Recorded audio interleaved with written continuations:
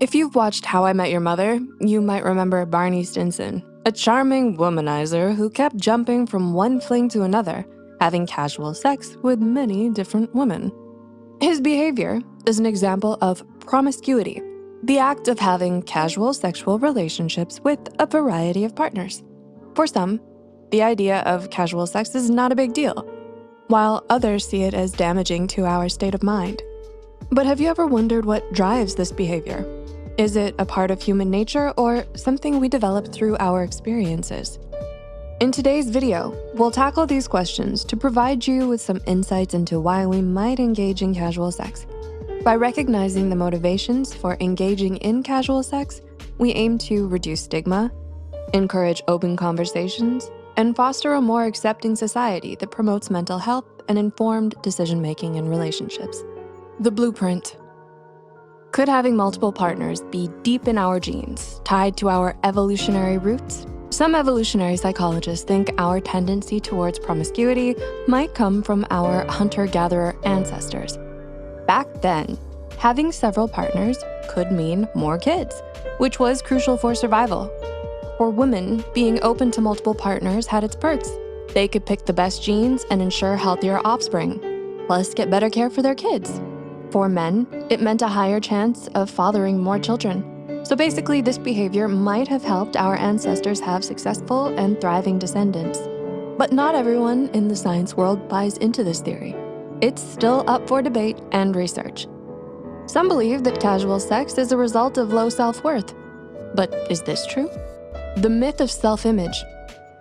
It's not uncommon to hear people say that promiscuity comes from low self-esteem. The thinking goes, if someone is hooking up with lots of people, maybe they're trying to feel better about themselves. Have you ever wondered if this is true? It seems like it could be, but it turns out that this belief is based more on stereotypes than facts. A study that looked at nearly 30 years of data on college students found no real connection between casual sex and low self-esteem. Researchers examined whether women who engaged in more casual sex had lower self-worth, and the results were clear. They didn't. The same was true for men.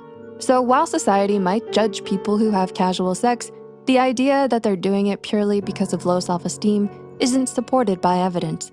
Instead, it might be the way we fall in love. Can't help falling in love. Apart from sexual promiscuity, there's another, lesser-known promiscuity type. It's called emotional promiscuity, falling in love easily and frequently.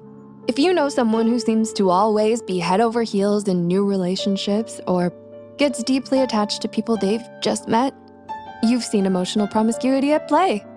Research shows that there's a strong link between emotional and sexual promiscuity, where both behaviors sometimes lead to riskier relationship patterns. Falling in love so easily could make you not only daydream about your new crushes, but also feel tempted to sleep with them if they show interest. In the rush of the moment, it's also easy to forget about protecting yourself. You may fall so deeply and believe they're the one, but end up repeating the same pattern over and over again. Following the crowd. Studies have shown that there's another reason for this behavior, especially among teens and young adults. Peer pressure. It can play a big role in why someone might engage in casual sex. It often starts subtly.